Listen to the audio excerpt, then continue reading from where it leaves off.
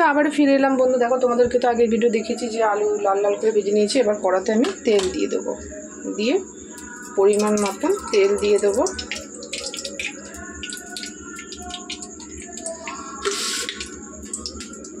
তো বন্ধু দেখো কড়াতে তেল দিয়েছি, তেলটা গরম হতে হতে আমি রসুনগুলোকে একটু পেস্ট করে নিই। তো বন্ধু দেখো তেল গরম হয়ে গেছে, আমি এর মধ্যে দুটো তেজপাতা ছিঁড়ে আর কটা সাদা জিরে ফোড়নে দিলাম। না না, আমি রসুন করব, তার জন্য শুকনো অবস্থায় করে নিচ্ছি। এবারে এই ভাজা হয়ে গেছে, এর মধ্যে আমি কটা পেঁয়াজ দেব।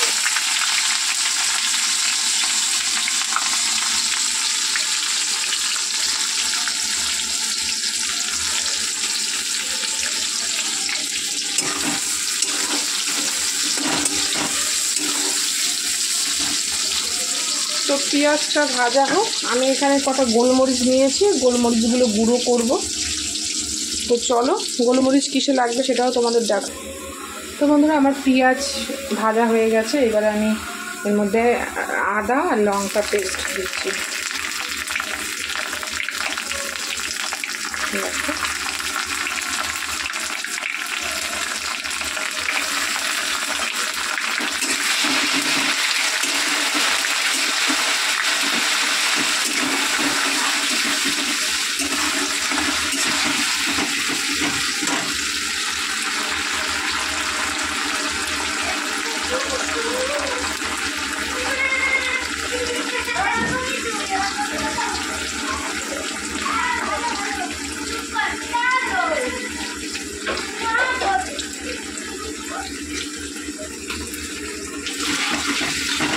দেখো বন্ধু আমি কিন্তু আদা দিয়ে দিয়েছি।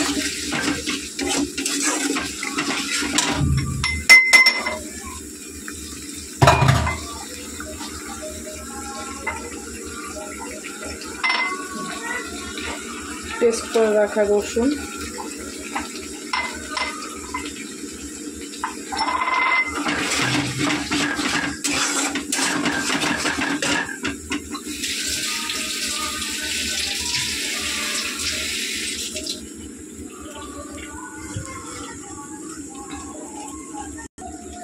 তো এইবার আমি এই যে টমেটোটা, দুটো টমেটো 4 খণ্ড করে দিলাম, দিয়ে এর মধ্যে একে একে লবণ দিয়েছি,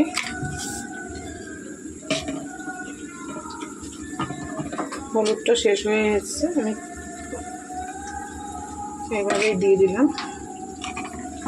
চলো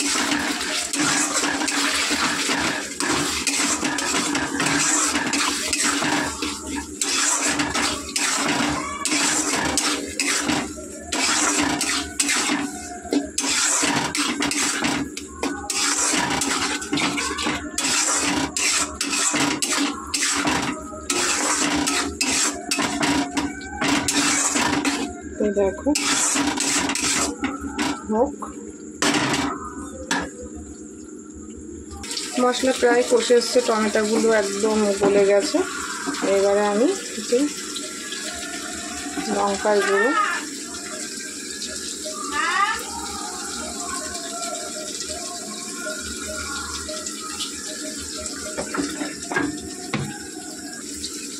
দিয়ে দিয়েছি। দেখো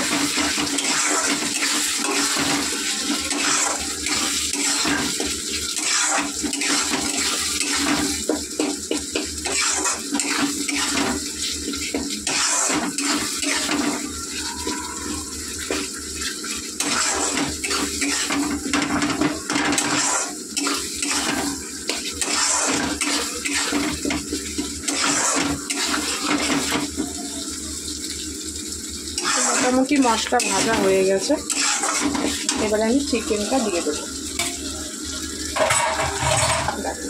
নুন হলুদ আর লেবু মাখানো চিকেনটা আমি দিয়ে দিলাম।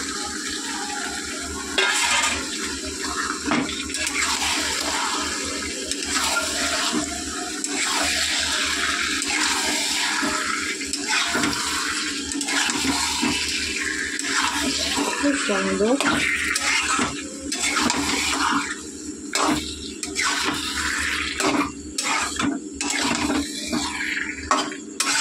দারুণ দারুণ, একদম দারুণ কালার এসছে বন্ধুরা।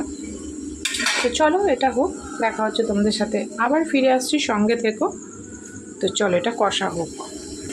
তো বন্ধু এটা কষা হোক, আবারও আমরা ফিরে আসছি, সঙ্গে থেকো, পুরোটা দেখাবো। তো চলো এখনকার মতন এই পর্যন্ত, এটা কষা হোক।